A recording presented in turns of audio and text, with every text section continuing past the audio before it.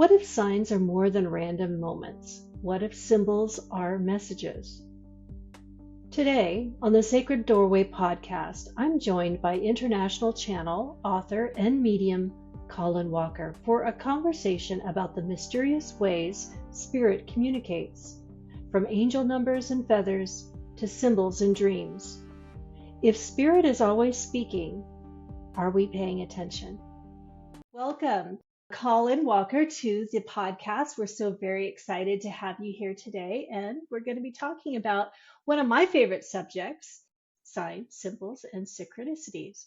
So, what prompted this is that you'll be doing a workshop coming up on that very topic. So, if you could just kind of give our audience a little overview of what you'll be covering in the workshop. Right. Yes, of course. Firstly, thank you so much, Melissa, for inviting me. It's really nice of you to do that. And already I'm enjoying being here. So thank you so much. So the workshop, what we'll be doing, will be interpreting signs, symbols, and spirit. Trying to understand when we should and shouldn't interpret a message. And on top of that, or alongside that, we'll be looking at various symbols and the symbolic meaning behind them. And on top of that, alongside it, we will be looking at variations of signs. So it's going to be quite an interesting kind of workshop, and I'm really looking forward to doing it. And basically, it will be using our own, or trying to encourage people to recognize that we have the ability to interpret the signs which are all around us. And when we zoom in to the spiritual messages, when we should and shouldn't step in, we'll be looking at those areas.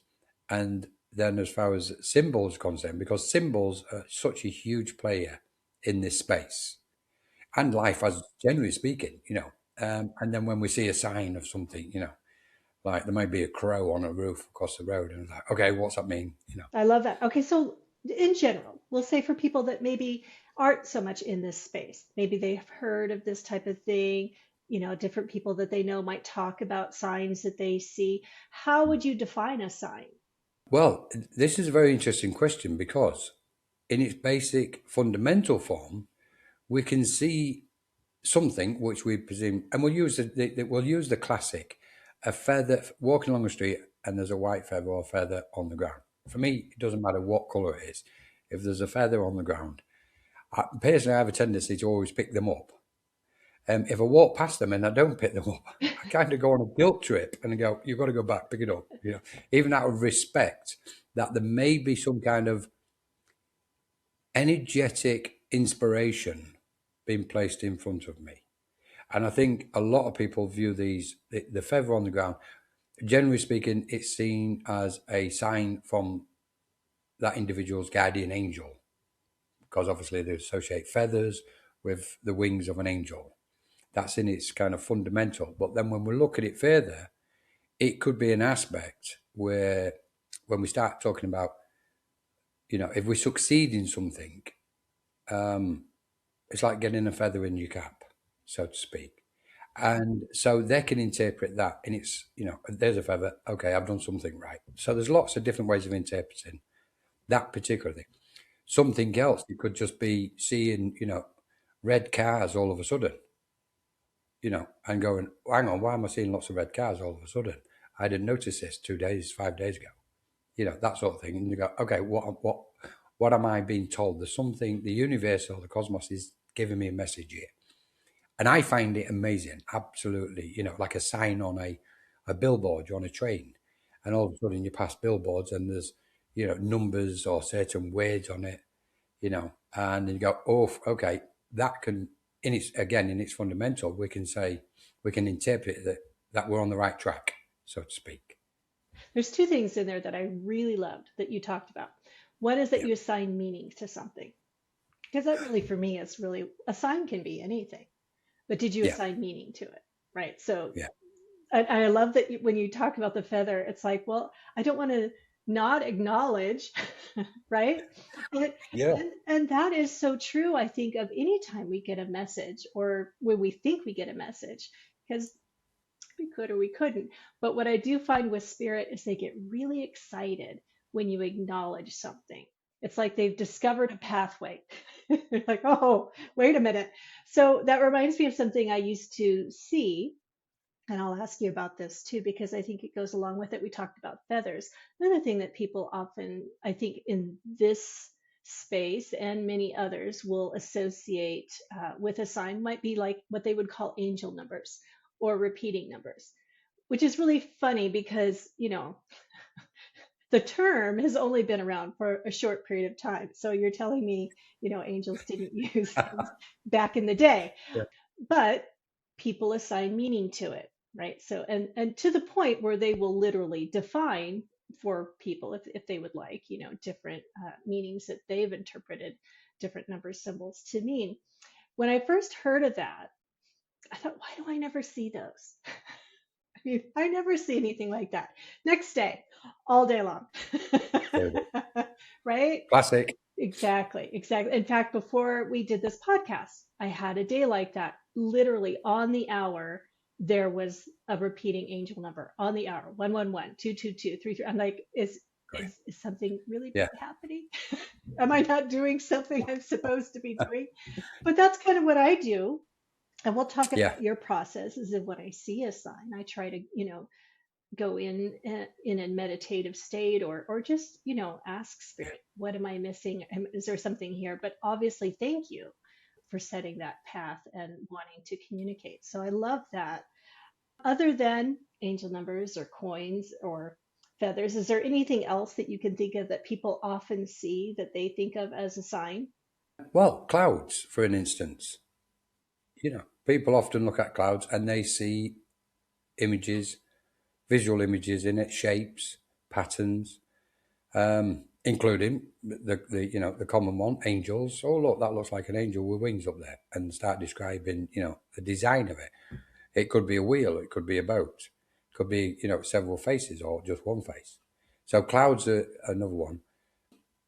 I think the point in all of this area, if we kind of, if I may, I'm just going to play for a moment, because it's almost as if we can just trip straight into the depth of this and say, okay, this is connected to the soul. It's telling our soul something. Our soul is in tune with what is going on here.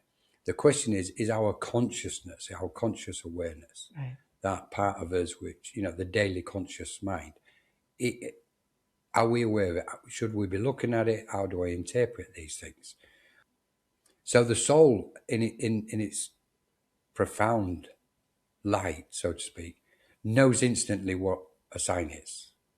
And in a way, it's trying to get our everyday mind to understand it and then put it into action to utilize that message, the meaning behind it.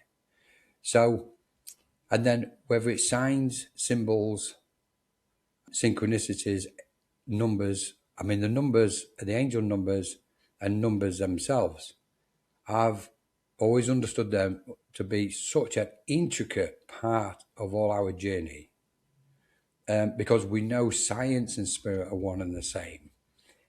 And they are now starting to kind of, it's starting to show itself that they are one and the same.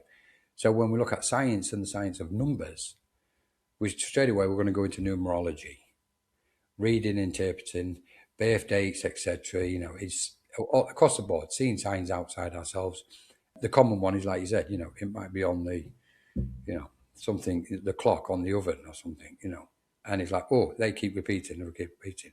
What I do like, and there's two aspects from me, main aspects with numerology or seeing numbers, is I try and understand them in the simplicity of which they come to me, and without over interpreting them, because I think everybody's a little bit excited at the moment about what's happening when they see something. Oh, something's coming, oh, and and all of a sudden, and I always imagine spirit or angelic beings standing in that space with them going, it's okay, just calm down. We're just getting your mind familiar to opening up and expanding your consciousness. And yes, they mean something, and we want you to interpret the meaning, and then from that interpretation, put them into action in your life, but do it in a kind of joyful, calm way. Right. You know, Right. so they're the two aspects I have with numbers. And like yourself, for many years. And the other aspect, Melissa, is just quickly, is I think it's correct that everybody interprets like every sign.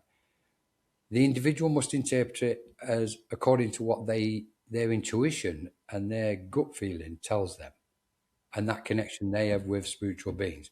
That's the one.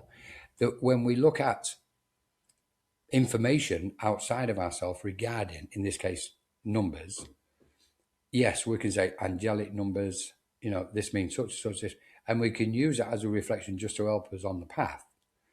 But in that first moment and throughout then, we've got to go with what it means inside us. Otherwise, it's going to get chaotic and the mind starts getting confused. Well, I thought it meant that. They say it means such. It's like, no, like colours, interpreting colours. If we see a sign of a colour, we've got to say, okay, what does that colour mean to me? And we use the basic fundamental aspects, like if we see a lot of green, we associate it with nature, grass, forest, etc. We can do that, but then we can deepen that into the different shades and tones, because each one represents a specific vibration or frequency. So when we're looking at symbols and signs, synchronicity, what we're actually looking at is beyond sight. We're looking at sensing the frequency of what that information is on that kind of wave of reality. Yep. I love that. I teach a class on your platform for crystal energy, and that is exactly how we do most of the class, is that there can be a general meaning, right? There are common meanings a lot of times with different, we'll say with crystals or with symbols, etc. But it's a starting point. Somebody else has figured something out, and that for them meant a general meaning. But I agree, going within, developing your own intuition to specify what that means for you is a game changer, because, we're all on an individual journey. So I'm big fan of that. I do have a question though, because I think sometimes people wonder, and this happens a lot in lots of areas of spirituality, but for those that are looking for signs and they feel like there's been a complete silence from the universe, right? Are they having a spiritual block? Is there something you felt sometimes is happening if they feel like they're not receiving messages or signs from spirit? What would be your interpretation if someone were to ask you about that? I think that's a brilliant question, Melissa. I love it. And I think it's so beneficial to have this information. There's never a pause as such. Well, we can put it a different way. Our guides, even though they come and go on a regular basis, we can safely say they never leave us. So if there's a pause, there's got to be a very specific reason. And what we should do, or what is beneficial to do, when we feel like there's a blank space, just accept it immediately and be settled with it. And just smile as if it's just normal. Because I often go into a little bit of a anxious shock mode. Oh, what's happened? And often, due to the frequencies of the mind at the minute on the planet, they will then step into a fear energy and they go, and guilt. I'm doing something wrong. What's happened? And that, we don't need to do any of that. When there's that blank space, we just go, there's a reason for this. Let me just ride it. I'll just continue on as normal, and it will show itself what's happened. And every single time, it will reveal the reason why it's happened. Right. Maybe in 2 days, maybe in a week, maybe in a month. In some specific instances, we might not get the reason for it because we're not open or expanded or ascended sufficiently to have the clarity to find that information about what's happened. Now, when it's happened to me, which I've got to confess is very rare, because I've got that sense of kind of very fast acceptance. I don't have an issue with any of the ways mediumship or working with spirit works. I never have for some reason. There's been that deep, profound acceptance, and it's been on the surface immediately. Having said that, for some reason, the understanding of the mechanics, don't like using that word, but the understanding of all the mechanics is on show. So what we're looking at is spirit saying, okay, at this minute, we are, maybe as an example, we're clearing some of your field of energy from something. You're okay. Just wait till we're finished, and then you were going to continue onwards. On other occasions, and probably the biggest one, and I think this is really important to be spoken, because we are existing in a realm of waves and frequencies on so many levels, on this multidimensional aspect of who we are. When there's a pause, often we can say, okay, this wave at the minute is determining what move I should or should not make. So spirit are getting us to pause because there may be a lot of activity taking place on other levels and vibrations of these waves, what might be detrimental to us if we continue to do what we normally do. So they may be pressing the button and going, don't move at the minute. Let's just pause.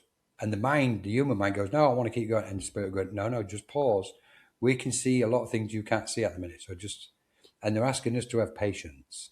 Mm-hmm. So I tend to trip on that quite fast. Right. But that's my familiarity of working with lots of different levels in different ways, because obviously it's very active on so many levels at the minute around the world. When somebody's mediumship, when they feel the mediumship is paused, there's two aspects. One is the one we've just been speaking about. Spirit don't want the individual to do anything. But generally speaking, we often hear people say, well, my link's a bit distant, or I can't feel spirit at the minute, or my messages are not as clear or as fluid. Now, there's a very specific reason for that. And that reason is that the mind of the individual hasn't developed the capacity or the ability to read the waves and the peaks and the troughs of the waves. So we know when there's a peak in, our consciousness is always riding the wave. So when there's a peak in, we're going to ride it, and we're going to feel high, elevated and expanded. And our messages can be very fast and fluent and very clear. When that wave dips and goes into the trough, so does our mind, our consciousness, especially medium's minds. It dips, and then everything closes around them, closes in. So there's a density at that point where there's a spluttering to the messages, and the medium's trying to drag and pull the message from spirit. But if we learn how to ride the waves in connection with our mediumship, we can get through the middle of these waves. We can manage the highs and enjoy them, and we can definitely manage when it's low, because we've given ourselves energy in that middle part of every wave. So that's that. So when somebody's got a pause in their mediumship, predominantly it's because the mind has dropped into a trough, but that individual is not aware that that's what's taking place, and they're going. A lot of them go into a slight panic mode. Something's happened, something's wrong. There's nothing wrong whatsoever. You're in perfect harmony with the waves. That actually, I think, would answer a lot of questions for Okay. multiple topics when it comes to receiving messages. Yeah. I can totally identify that. I remember just when I first started becoming aware, I should say, because we've all received messages our whole lives, but becoming more aware and giving meaning to it. When those lower periods happen, you do panic a little bit. You're like, oh my gosh, I've lost it. They're not Yeah. going to talk to me anymore. You're also adding more of that energy in too, because now you're in this panic mode. Yeah, I love that. I love that because it's not something I really had thought about talking about, but I think it is something that a lot of people could really understand. Also, sometimes too, Spirit has shown me, you know, we have certain ways that we've learned how to do things, and perhaps it's time to expand. So I really like how you talk about that you don't really define how you receive your messages, because if you're saying, well, I can only receive a message in a sign, or I can only receive an XYZ, You're really not opening yourself up to greater possibilities and possibly even more meaning to your messages. So I like, yeah, I like the whole idea of not restricting yourself to just a Yeah. certain way of receiving. You've just said it. Restricted. It's these. This is where we put self-imposed limitations upon our own awareness in its in its expansiveness. So, in a way, the idea or the key to the journey, and this applies across the board: trance, healing, mediumship, psychic phenomena, all of it. It applies across the board. Is to attempt to attain that alignment at the center point of our being in any given moment, wherever we align in that moment, and be at that center point and have no limits in any direction whatsoever from that center point. Right. And in that, and it's not the correct word, but it's appropriate to use it. In that moment, or in any given moment, we allow. There's an allowance. We're allowing life and spirit to be exactly what it is. And trust is a very strange word, but we're trusting that we will be guided through this kind of cosmic array of energies according to what they know best for us. So in that moment, we don't need to have, in any moment, we don't need to have these self-imposed limitations on us. Yeah. What does take place is in that growing of the expansion of our consciousness, that's where you've got a science teacher teaching the pupils. We're in the class and we're listening, and the teacher is spirit. And we know what it's like when we're in a class. Our mind goes wandering off doing its own thing until the teacher goes, "Are you paying attention?" And it brings our focus back. So in effect, in those early stages, we can say there's a huge excitement, and it's wonderful, but sometimes that excitement can actually be detrimental to us because we can miss some of the initial spiritual teachings and not take them on board. And then when we develop slightly further, or as we're developing further, our mediumship, especially, or our psychic faculty, we've missed some bits. And you go, oh, hang on, what's just happened with my reading at this point? And if we trace our journey back, even 6 months, 2 years ago, Spirit God, there you go, that's the bit you wanted for today. But you was distracted at that moment. But anyway, it doesn't matter because we're giving you it now. So, yeah, and I think this is why it's always important. For me, I've always said to people, be gentle with yourself on the journey. And in effect, there's no rules as such, but there's some disciplines, if that's, there's some guidelines, if you like, and those fundamental guidelines which help us create the foundation of our spiritual platform within us, because we know we've already built a platform by living life anyway. We've got, so many aspects from our experiences are on the foundation of who we are. And then we're building a spiritual foundation. And from that, the magic happens. We can just build any structure we wish without limitations. So when it comes to giving messages, when we hear people say, you need to get out of the way, we do need to get out of the way. But on the flip side of the coin, we need to be at the center point of that message, because we are at the center point of that message without interfering with it. We need to know we're present as it's flowing through us and almost become the observer of it. And a lot of people, when they're developing the mediumship and even later, they still keep wanting to jump into the information, and initially they're doubting and, thinking they might get it wrong. These are just emotions, from conditions of our 3D mind. But once we get up and running, we can go, Spirit's here, it's coming. Let's just let them lead. Just on another note, I think what we're looking at the moment is this great transition of the change. And there's a lot of information about mediumship out there in the space at the minute, which is amazing. But some of it and we've got to be very cautious. Some of it is still controlling how spirit should work. Mediumship should be like this. Mediumship should be like that. Mediumship, and it's like, okay, is that you determining how mediumship should be? And one of the big things at the minute for me, which I've noticed, is this aspect of mediumship has got to be evidence. It's got to be evidential, and we've spoke about this previously in some of the classes. And my view is evidential mediumship has got its place on the table, but there's another 20, 30 objects on the table. They've got their place. So what we should be saying is, I need to be open and let spirit do what they wish to do through me. And they'll utilize all aspects on the table, not just the evidential.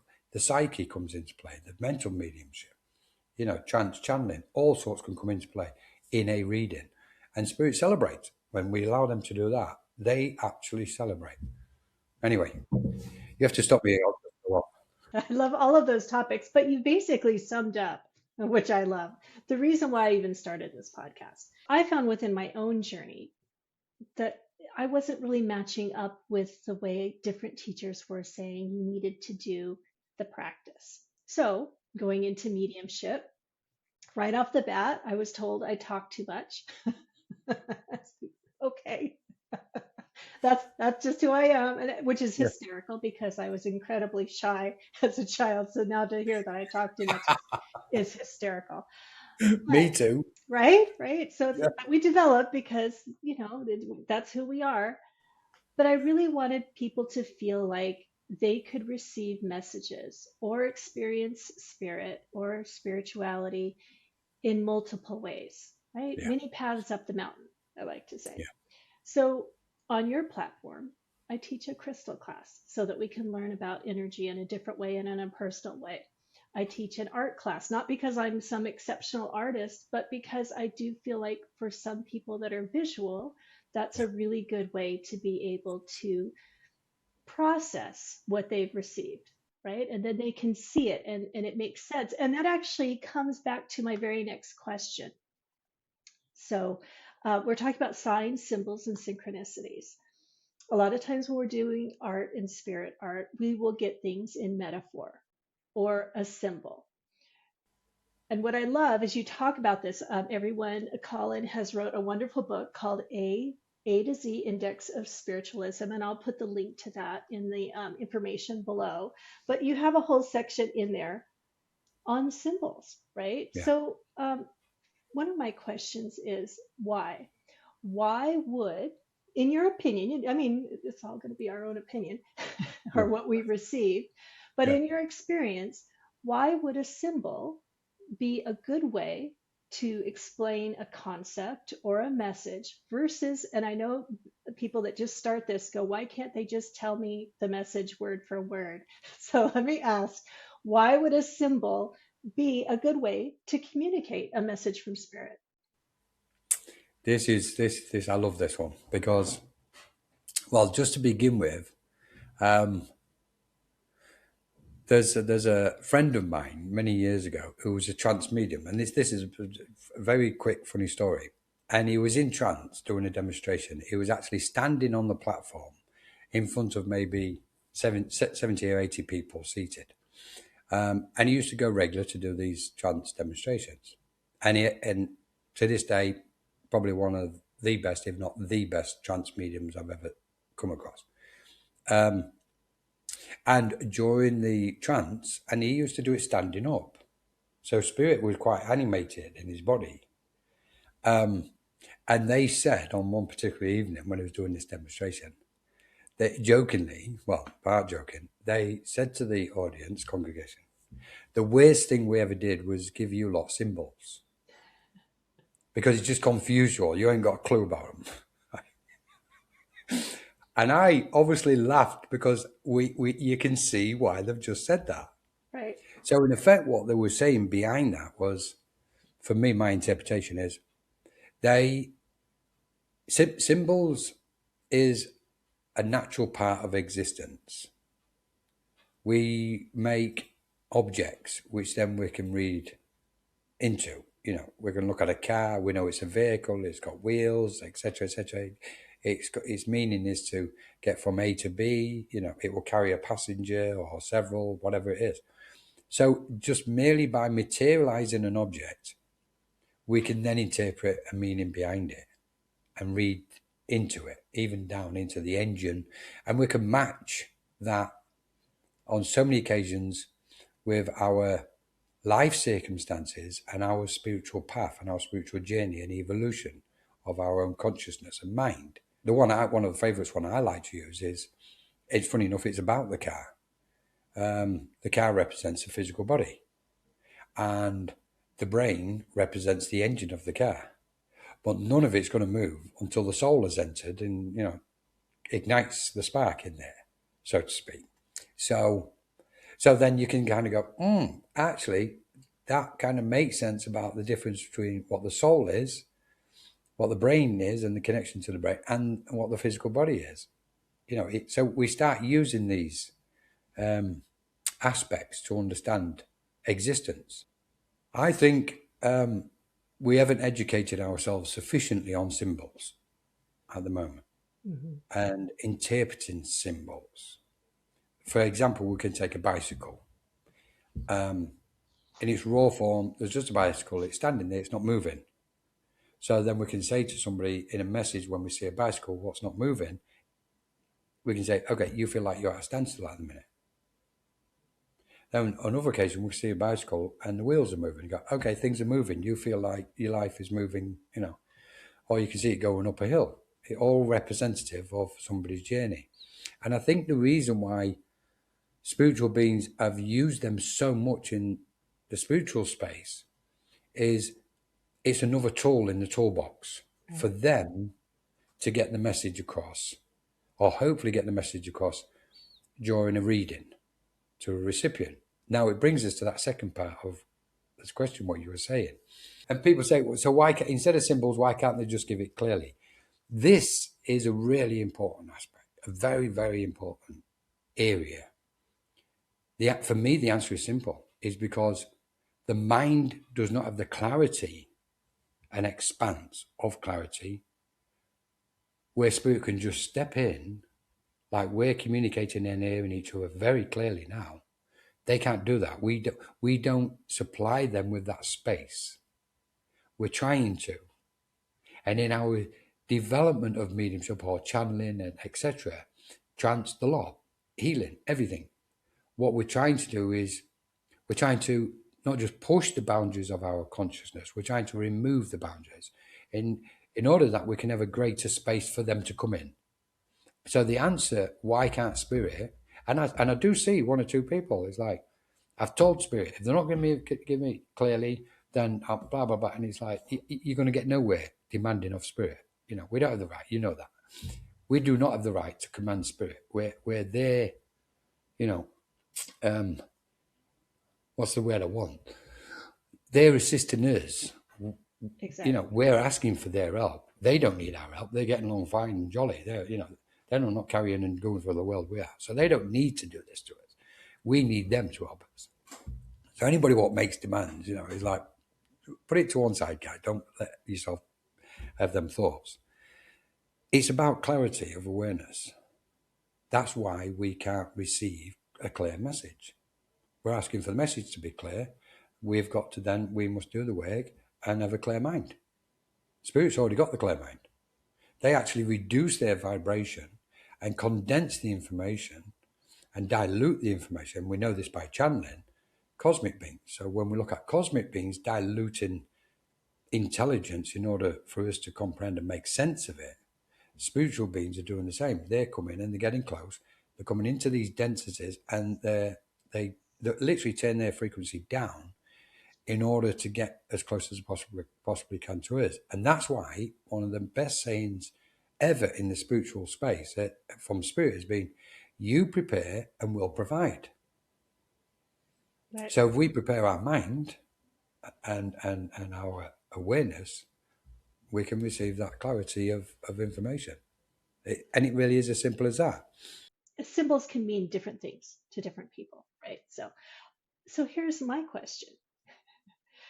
In your interpretation and what you've experienced with spirit and working with disincarnate souls or spirit guides, cosmic beings, etc., I always found it fascinating how they pick a symbol that they know we will assign meaning to, or we will probably figure out relatively quickly.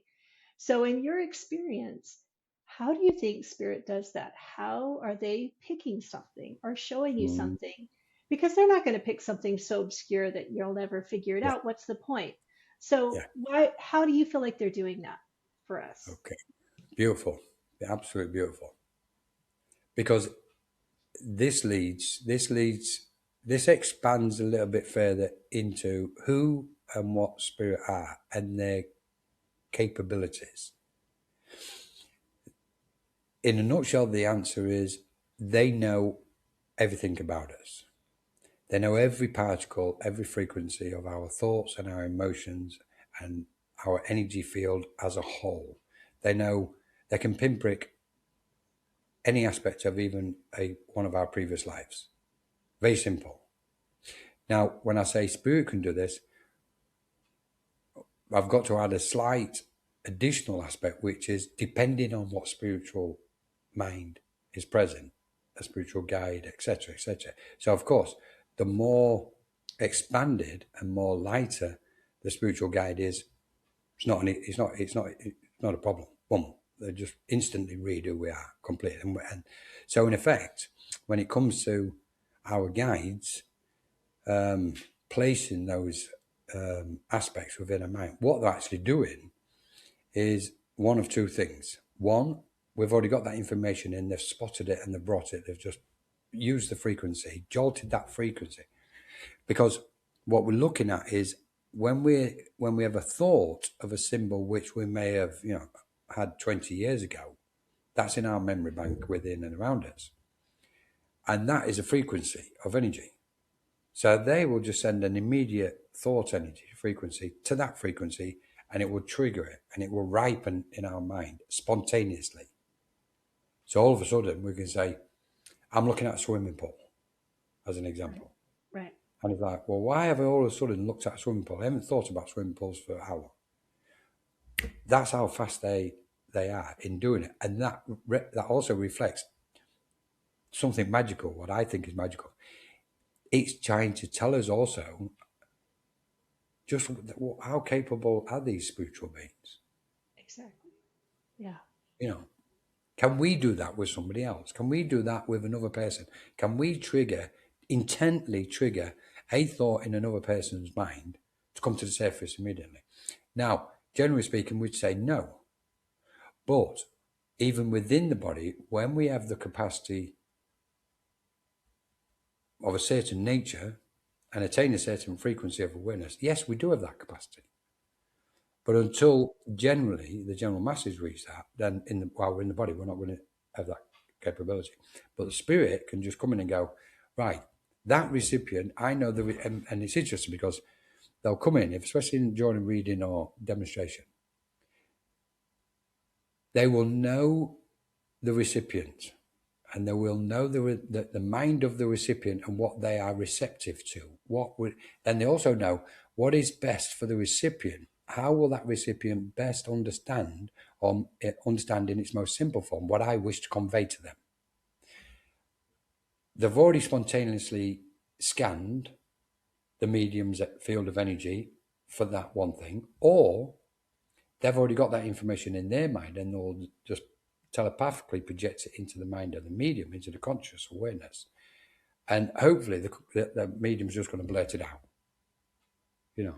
I did, as an example, I did an in-person demonstration, just a short one on Friday evening. Yes. We did a talk and presentation. Then I went in to do a demonstration for 45 minutes or something. And I was with a lady giving a message from Spirit. And it was just different pieces of information. And some she was, taking straight away. Some she was a little bit, I have to think about, usual type of thing. And I was just about to finish. Spirit was pulling back. And like they always do, there's a classic. All of a sudden, they just put a tomato in my mind and in my hand, and said, "Here, give her it. Just tell her we'll give." So I just said to her, "Here, Spirit's giving you a tomato. I'm going, bye-bye. Here, just before I go, there's a tomato for you." And they put it in your hand. And she just burst out, her and a friend who was with her, just bent over the table laughing their heads off. I didn't have a clue what it was, wasn't interested. She knew exactly what it was. So that, and it's reflective in it of that most simple concept. A tomato, give her it. Right. We like to have all these wonderful, elaborate things, don't we? It's like, we like to go, oh, look, I can produce these beautiful messages and all this. Like, no, forget it. The Spirit's just giving you a tomato, give you a tomato. Now, a lot of people won't even give the tomato. In their early stages of development, they go, I'm not giving them that. No chance. That sounds stupid. I don't know how to wait. Yeah. But in that moment, that was almost the most priceless thing I could give her, or what Spirit could give her. When you're talking about us also being able to see images and things, sometimes psychically, that's a lot of times how I'll get things is through that type of imagery. I first learned a technique through Louis Bostwick, who was very famous in the US in the 70s in the Berkeley, California area. And he had this technique where basically your higher self or version of your higher self would create a metaphor for you. And it was a really quick way to see what people's energy was. Sometimes there'd be a picture. But what I always love for me, and this must be just the way that I work, because I know I'm very analytical, whenever I get something like that, there's always something slightly off. Because Spirit knows that I will pick it apart until I figure out what it is. Why is this off? Why does this look this way? This is weird. Yes. Yeah. And so anyway, I just love how Spirit can read you so quickly and be able to give you something that they know will apply. And it's so different based on each individual person. That's why I think, like you said, it's so important to develop your own intuition and being able to read how things will look for you. Very early on in my development, I remember giving a reading to someone, and it was all very religious imagery. And I was like, I'm not trying to tell you anything here. These are just the pictures in my mind that are going to make me say what it is you need to hear. And he goes, just wait till the end and I'll tell you what it is. Because it was like a whole religious story. And I'm like, okay, these are the pictures I have. And he goes, Melissa, calm down. He goes, and it was all about miracles. And he goes, I'm currently working on a course in miracles. So yeah, you had it. It's just, those are what they were giving you to get you to what I'm working on. You've just raised a really nice point, Melissa, because it's kind of a favorite of mine. I like it when they're almost given a short or small journey or story, and the mind of the individual hasn't got a clue where they're going with it, but they're speaking it, and Spirit just go it'll just keep flowing. The information will keep flowing, and you have to keep speaking it, and in that flow of information, the individual, the mind of the medium or the psychic, can be observing it, going, what on earth is this? What's happening? Where's this going? This is this is ridiculous. And of course, they're feeling conscious, they might feel embarrassed, and they're going, I'm taking a massive chance here, especially if it's in front of people. But with that knowing inside, that Spirit know what they're doing,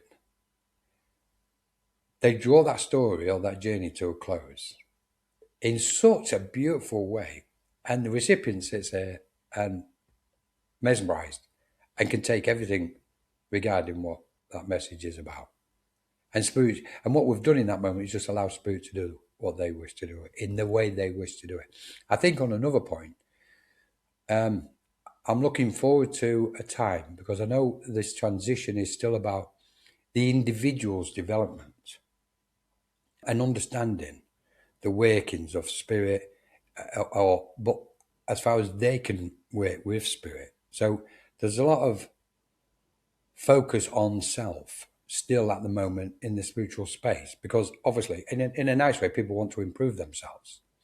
what I'm looking forward to is, as we move forward with this, we'll likely have a lot more conversations on the intelligence of spirit and less about ourselves. Let's talk about spirit. Let's talk about what they may be thinking, what their wishes and hopes or inspirations are, what their guidance really is for us.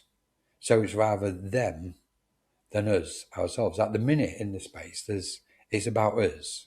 Well, I need to develop. I need to understand this. I need to, I would like to do it that way. Oh, that looks good. So the I is still playing quite an active, big role here. And I think we'll get to a point where we go, oh, hang on, let's have a look. And this is a side I like. When we understand more of our spirit, actually, who they are and how they function, we'll gain a greater understanding of all this, all these workings of how we can kind of put it all into action and go, right, I understand them better. It's like somebody who's got an issue or they're going through something, and we have a tendency to pass our advice to them instead of waiting and going, right, tell us where you are, tell us what you're thinking, and then from that information, then we go, okay, I can adjust my mind then. And then we meet in the middle. At the minute, it's still slightly one-sided and it's the earthly side. So spirit just going, it's all right, we've got patience, we'll wait. Yeah. We'll get there. It gives me hope. And I find it's exciting. It's exciting, I think, for anybody at any stage of their journey.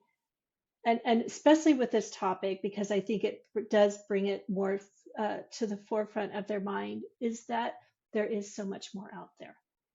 So much more than what we see every single day. And so when we get these different things that show up for us, whether that be a sign, a symbol, or synchronicity, it's one more reminder, one, that we're not alone.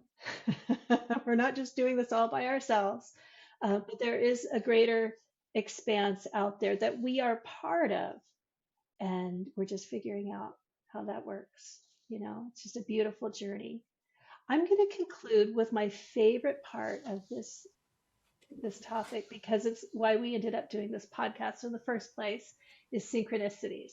Because you happened to mention you were going to do this workshop, and I that very day went, yeah, I've been really wanting to do something on sign synchronicity. So, it's in the general consciousness, and I think we're all just pulling it down. But yeah, I love synchronicities, and I'll tell you why specifically. But let's just quickly get from you what you would define a synchronicity as, or just a general definition.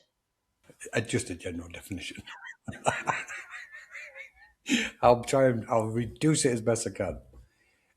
We've got to match it with science and numbers on a cosmic scale, because synchronicities equal calculations, mathematics. And in this respect, what I mean is, as an example, let's say two friends know each other. They haven't got a clue where they are on this particular day. And yet they both find themselves heading to one particular location and bumping into each other in that location. And then we go, what? How are you here? So that's for some reason, somehow, and if we really, imagine this, how on earth has the universe or the cosmos calculated so many different factors to bring that about? They've got to change people's days. They've got to change each one of those individuals. Their thoughts have got to change or be moved and adjusted, etc., etc., etc., in order to get them both to meet in the same place at exactly the same time. So that's kind of one of the examples of synchronicity, where we're looking at the mathematical equations of the cosmos determining that we meet. Behind that, or further into that, then we're looking at the soul obviously knew in each person that this was going to take place. How did the soul know? It must too have calculated moves and shifts and, timetables of each one. So there's one aspect of which I think is quite a beautiful one, because it takes us into the hidden layers beyond our normal perception of synchronicity. It gives us that bit more depth into understanding the mechanics of the cosmos. And from that reflection, we then say, well, actually, we are capable of creating synchronicities ourselves. The soul can do it in conjunction and perfect harmony with spiritual guides and celestial or cosmic beings. Okay. So then we've got other synchronicities, which we can, talk about, or other forms of synchronicity, where an event may happen. Let's say several events might take place.